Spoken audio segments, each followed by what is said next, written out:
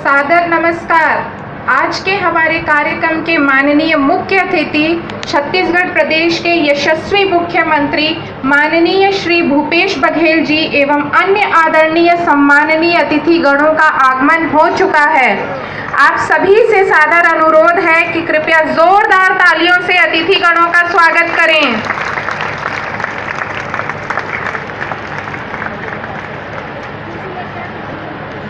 माननीय मुख्य अतिथि जी प्रदेश के मुखिया यशस्वी श्री भूपेश बघेल जी एवं अन्य सम्माननीय अतिथिगण आज यहां प्रतिमा अनावरण एवं नवीन प्रशासनिक भवन का लोकार्पण करने हेतु आए हुए हैं एवं वे इस ओर प्रस्थान किए हैं। कृपया संबंधित अधिकारीगण अपने स्थान पर उपस्थित रहें।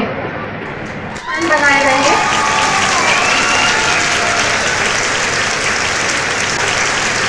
प्रतिमा अनावरण एवं नवीन प्रशासनिक भवन के लोकार्पण के पश्चात माननीय मुख्यमंत्री जी हमारे समक्ष होंगे।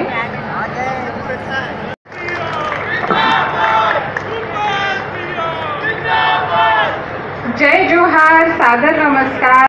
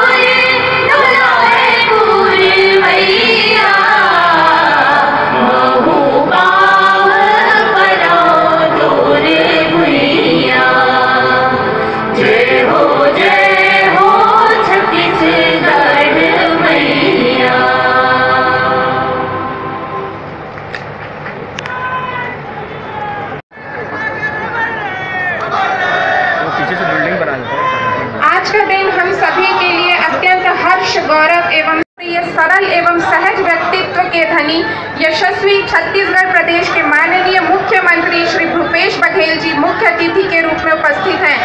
संगवारी हो, जेखा रघोरा रही से तेन्हा आगे, आवा खुशी मना लो। ये शुभ घड़ी में उपस्थित पहुना मन पर जोरदार ताली बजा दो।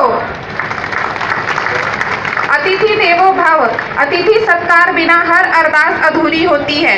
इन्हीं शब्दों के साथ मेरा सादर अनुरोध माननीय कुलपति colonel doctor NP Dakshinkar sir से कि वे हमारे आज के कार्यक्रम के मुख्य अतिथि प्रदेश के यशस्वी मुख्यमंत्री श्री भूपेश बघेल जी का स्वागत करें।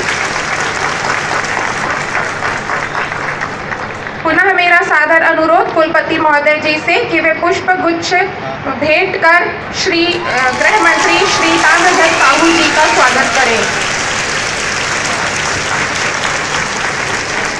कार्यक्रम के अति विशिष्ट अतिथि माननीय श्री प्रतिमा चंद्राकर जी के स्वागत के लिए मैं डॉक्टर RK सोनोवाने कुल सचिव DSVC केवी दुर्ग को आमंत्रित करती हूँ। श्री अरुण बोरा विधायक दुर्ग जी के स्वागत के लिए आमंत्रित करती हूँ श्री शशिकांत काले जी को। श्री देवेंद्र यादव जी विधायक भिलाई, इनके स्वागत के लिए आमंत्रित करती हूँ डॉक्टर AK त्रिपाठी अधिष्ठाता दुग्ध महाविद्यालय को। श्री धीरज बागलीवाल जी महापौर दुर्ग, इनके स्वागत के लिए अनुरोध करती हूँ डॉक्टर SP इंगोले निदेशक शिक्षण DSVC केवी दुर्ग। श्री प्रदीप चौबे जी पूर्व विधायक, इनके स्वागत के लिए मेरा सादर अनुरोध डॉक्टर संजय शाक्या निदेशक विस्तार शिक्षा DSVC केवी दुर्ग से। श्रीमती शालिनी यादव अध्यक्ष जिला पंचायत दुर्ग के स्वागत के लिए मैं आमंत्रित करती हूं डॉक्टर GK दत्ता निदेशक अनुसंधान सेवाएं दुर्ग। माननीय श्री लक्ष्मण चंद्राकर जी के स्वागत के लिए मेरा सादर अनुरोध डॉक्टर RC घोष निदेशक एनिमल बायोटेक्नोलॉजी DSVC केवी दुर्ग। श्री राजेंद्र साहू जी माननीय अध्यक्ष जिला सहकारी समिति दुर्ग के स्वागत के लिए मैं आमंत्रित करती हूं डॉक्टर नीलू गुप्ता, अधिष्ठाता पशु चिकित्सा एवं पशुपालन। हमारे सबके लिए बड़ा सौभाग्यशाली दिन है कि स्वर्गीय दाऊ श्री वासुदेव चंद्राकर जी के प्रतिमा के अनावरण और प्रशासनिक भवन दाऊ श्री वासुदेव चंद्राकर कामधेनु विश्वविद्यालय के लोकार्पण समारोह के लिए आज हमारे प्रदेश के लोकप्रिय, यशस्वी और बहुत सरल व्यक्तिमत्व के धनी आदरणीय श्री भूपेश बघेल जी, मुख्यमंत्री छत्तीसगढ़ राज्य, आज हमारे बीच उपस्थित है। हमारा सौभाग्य है कि इसी क्षेत्र के विधायक और राज्य के गृह मंत्री श्रीमान ताम्रध्वज साहू जी भी हमारे बीच में उपस्थित है। दाऊ श्री वासुदेव चंद्राकर कामधेनु विश्वविद्यालय के board member Shrimati Chandrakar madam ji भी आज यहाँ पर उपस्थित है। बोर्ड मेंबर आदरणीय श्री देवेंद्र यादव जी, वो भी हमारे बीच उपस्थित है। आलोक चंद्राकर जी बोर्ड मेंबर, आप सभी लोग यहाँ पर उपस्थित है। इस दुर्ग शहर के प्रथम नागरिक श्रीमान बाकीवाल जी महापौर, वो भी आज हमारे बीच उपस्थित है। आदरणीय मोरा जी, लक्ष्मण चंद्राकर जी और समस्त महानुभाव जो भी इस कार्यक्रम में आज हमारे, आदरणीय प्रदीप चौबे जी भी आज हमारे बीच उपस्थित है।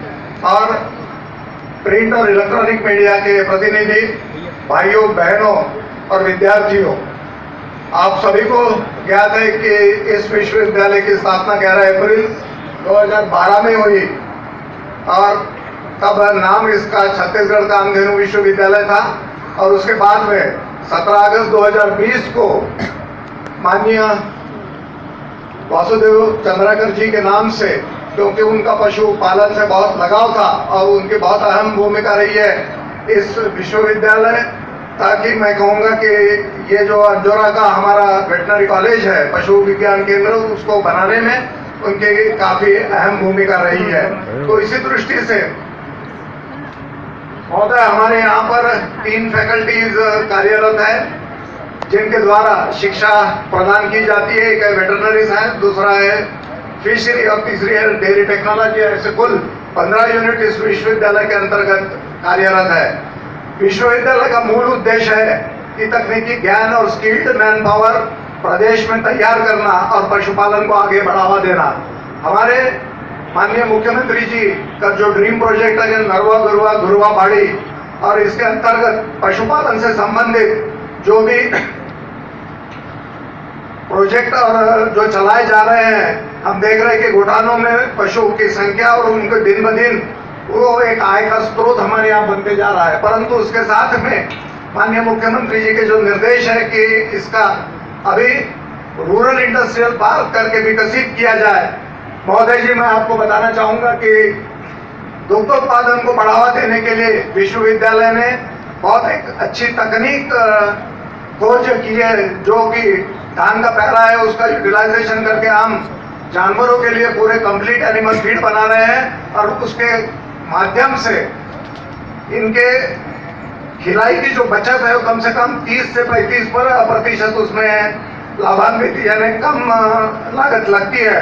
और मेरा पूरा विश्वास है कि इसका एक यूनिट हम यूनिवर्सिटी में लगाने जा रहे हैं और मेरा विश्वास है कि रूरल इंडस्ट्रियल पार्क के माध्यम से पूरे देश में छत्तीसगढ़ की पहचान सबसे कम खर्चे वाला पशुओं का दाना करके निश्चित रूप से जाना जाएगा। इसके लिए मैं माननीय मुख्यमंत्री जी का बहुत बहुत आभार व्यक्त करना चाहूँगा। सर, आपने निर्देश दिया था कि हर विश्वविद्यालय में बिजनेस इंक्यूबेशन सेंटर खोले जाना चाहिए। मैं आपको बताना चाहूँगा कि हमारे विश्वविद्यालय ने भी लाइवलीहुड बिजनेस इंक्यूबेशन सेंटर शुरू करके स्किल्ड मैन पावर की ट्रेनिंग कंटिन्यूस हमारे यहाँ चल रही है। मेरा विश्वास है कि आप जिस उम्मीद से घुटानों का आपने सपना देखा है, वो निश्चित रूप से विश्वविद्यालय के सभी कर्मचारी अधिकारीगण इसमें निरंतर लगे रहेंगे और ये आपका जो सपना है इसको साकार करने में विश्वविद्यालय बहुत अपनी अहम भूमिका निभाएगा।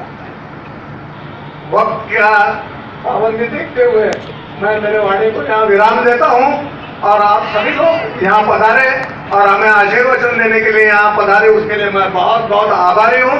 जय हिंद, जय छत्तीसगढ़। इतिहास रचने का साक्षी हो गया है। माननीय मुख्य अतिथि जी मुख्यमंत्री जी इतने जनप्रिय हैं कि यहाँ से सभी लोग उनका स्वागत करने के लिए आतुर हैं। किसान भाई बहन मैं इधर आ गया हूँ।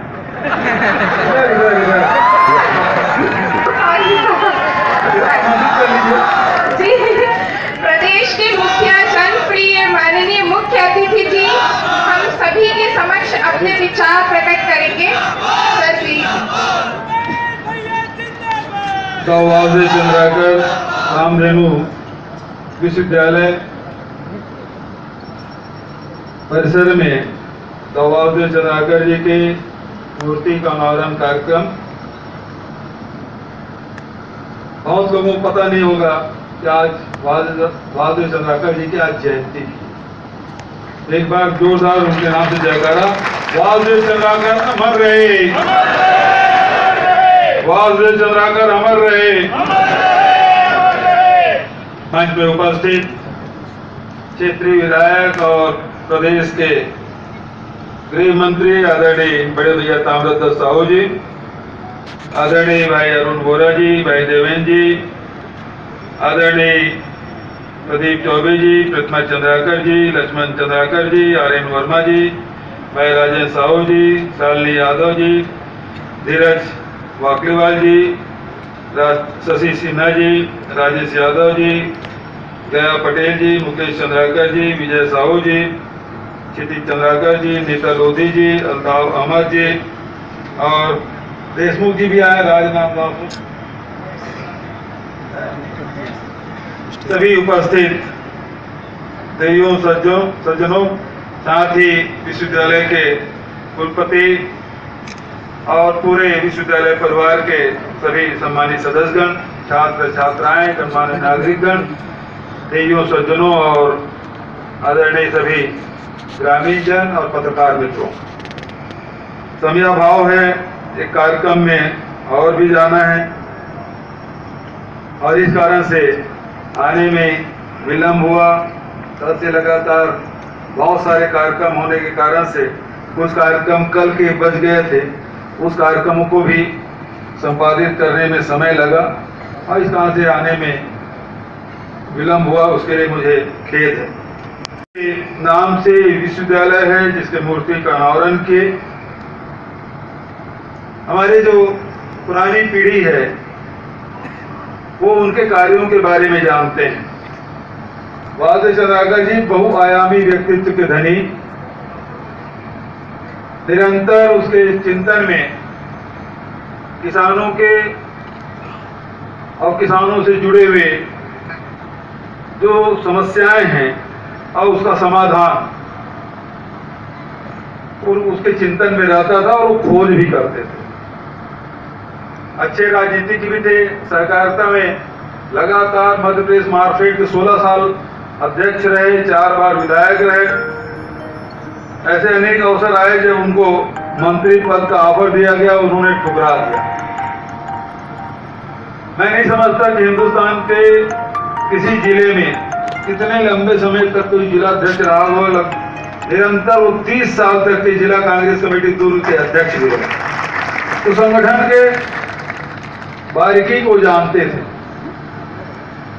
और एक पाठशाला के रूप में राजनीतिक क्षेत्र में वो हम लोग उसे पाठशाला कहते हैं। उसके पाठशाला में अनेक ऐसे विद्यार्थी निकले जो विभिन्न क्षेत्रों में बड़ी ऊंचाइयों में पहुंचे, चाहे रविंद्र चौबे जी हो, जागेश्वर साहू जी हो, चाहे ताम्रध्वज साहू जी हो, चाहे डीपी दितलारे हो। बहुत सारे ऐसे लोग निकले और उसमें सबसे जूनियर विद्यार्थी भूपेश बघेल और उसके बाद मुझसे जूनियर है वो राजेश साहू, सबसे जूनियर वही है। हम लोग उसके पाठशाला से निकले हुए हैं। पशुपालन के मामले में भी वावजे चंद्राकर जी ने जो काम किया वो मील का पत्थर है। छत्तीसगढ़ के जो प्रकृति है, छत्तीसगढ़ का मौसम है, वो बाहर के जितने मवेशी है उसके अनुकूल नहीं है। पंजाब, हरियाणा, गुजरात, ये जब बड़े बड़े हम लोग मुर्रा भैंस या गिर गाय हम लोग लाते हैं, यहाँ वो टिकता नहीं, क्योंकि यहाँ टेम्परेचर ही 45 डिग्री रहता है। 45-47 डिग्री टेम्परेचर में बाहर से लाए गए जो मवेशी है वो टिक नहीं पाते। दूसरा है चारा के बारे में, जैसे कि वाइस चांसलर साहब ने जो बताया कि छत्तीसगढ़ में धान की खेती होती है और धान से पैरा ही मिलता है, और पैरा उतना पौष्टिक नहीं होता जितना कि गेहूं के डंठल या फिर जितने हमारे मिलेट्स हैं, चाहे मक्का हो चाहे वो ज्वार बाजरा हो, उसके जो डंठल है वो तो सानी में काम आता है, जो जितनी उसमें क्षमता होती है वो पैरा में नहीं होता। और यही कारण है कि छत्तीसगढ़ के आबोहवा भौगोलिक परिस्थिति को देखते हुए यहाँ जो गाय पाली गई हमारे पुरखों के द्वारा वो कौसली गाय कहते हैं, दूसरे शब्दों में गोबरैल गाय। गोबरैल गाय का मतलब ये वो गोबर देती है, दूध उतना नहीं देती। तो यहाँ जितने किसान थे गाय इसलिए पालते थे कि उसके यहाँ गोबर हो, ताकि गोबर खाद वो बना सके, अपने खेतों में डाल सके। जितने यहाँ बैठे मंच में सबके यहाँ 2-2, 3-3 पहाड़ या घोड़ी जानवर होते थे। कुछ दूध के लिए भी रखते थे। दूध उत्पादन कम ही होता था छत्तीसगढ़ में, लेकिन वो गाय जो है कौसली गाय, दक्षिण कौशल, क्योंकि हमारे छत्तीसगढ़ दक्षिण कौशल कहलाता है, इसलिए यहाँ की जो गाय है उसे कौसली गाय के नाम से जानते हैं, छात्र छात्राएं उसको जानते होंगे। और उसका दूध उत्पादन तो कम होता था, लेकिन बीमार भी कम पड़ती थी। यहाँ के जो जानवर हैं वो बीमार कम पड़ते हैं। बाहर से जानवर लाए तो साल भर टिक गया, 2 साल टिक गया तो बहुत है, बीमार बहुत पड़ते हैं। और इसके लिए फिर वासुदेव चंद्राकर जी ने प्रयोग किया। और आपको पता होगा कि अंजोला में दाऊ चंद्रलाल चंद्राकर जी और वोरा जी उस समय मुख्यमंत्री थे, तो बड़ा कृषि मेला लगा था यहाँ, बहुत बड़ा कृषि मेला लगा था, जिसमें पूरे देश भर के जो कृषि वैज्ञानिक है और जितने भी चाहे एग्रीकल्चर हो, हार्टिकल्चर हो, सबकी प्रदर्शनी यहाँ लगी हुई थी। अंजोला कृषि मेला बहुत विख्यात हुआ था मध्य प्रदेश के समय में। बढ़ेगा, यहाँ के मौसम के हिसाब से बहुत बढ़िया होगा। मैं बधाई दूंगा हमारे गांधी विश्वविद्यालय के सभी वैज्ञानिकों को कि उन्होंने आज जो पशुपालन में सबसे ज्यादा जो समस्या है, डेयरी में जो सबसे ज्यादा जो खर्चा है, वो मवेशियों की चारा का खर्चा यदि कम हो जाए तो फिर डेयरी सफल होगा। लेकिन छत्तीसगढ़ में आप देखेंगे लगभग हमें 2.25 लाख 2.5 लाख लीटर दूध की रोज की आवश्यकता होती है, और छत्तीसगढ़ में जो उत्पादन होता है मुश्किल से 75,000 लीटर। हमको अभी 3 लाख लीटर की जरूरत है और 2.25 लाख लीटर हमको बाहर से लाना पड़ता है। तो इसको यदि बीट आउट करना है तो हमको यहाँ के सुधार करना होगा, डेयरी को लाभदायक बनाना होगा। और डेयरी को लाभदायक बनाने के लिए हमने जो प्रयास किया है वो गोबर खरीदी से, गोबर खरीदी करके पूरे देश में संदेश हमने दिया है कि गोबर खरीद के भी गौपालकों को लाभान्वित किया जा सकता है, हमारे फसलों को बचाया जा सकता है। और वो प्रयोग सफल रहा। 2 साल से अधिक समय हो गया है और लगभग अभी तक के गौपालकों को और जो वर्मी कंपोस्ट जो बना रहे स्व सहायता समूह के जो हमारी बहनें हैं और हमारी गौठान समिति है, उसको लगभग 450-500 करोड़ रुपए अभी तक के हम लोग वितरित कर चुके हैं। इतनी बड़ी राशि है, वो बहुत गरीब तबके लोगों के जेब में गया है। अब गोबर से जाओ वर्मी कंपोस्ट बना रहे हैं, तो जैविक खेती की तरफ हम आगे बढ़ रहे हैं। उसके साथ साथ यदि हम देखें तो प्राकृतिक पेड़ भी बना रहे हैं। अब स्कूलों की पुताई जो है वो उसी से, पहले तो गोबर से लीपने का काम आता था, अब तो सबके घर में फ्लोर हो गया है, पानी पाइप पकड़े और मार दिए, थोड़ा सा झाड़ू लगा दे, हो जाता है। लेकिन फिर भी पूजा पाठ करना होता है तो गोबर से पहले लिपाई करते हैं, उसके बाद चौक पूरते हैं। तो गोबर हमारे लिए बहुत थोड़े, लेकिन अब जो गोबर है वो लिपाई का काम नहीं बल्कि पोताई का काम आने लगा है। तो बड़ी संख्या में, बड़ी मात्रा में उत्पादन लगभग 41,000 लीटर अभी तक उत्पादन कर चुके हैं। स्कूलों को बताई के लिए हमको 2 लाख लीटर की आवश्यकता है, तो लगातार कोशिश हो रही है इसका उत्पादन हम बढ़ाएं।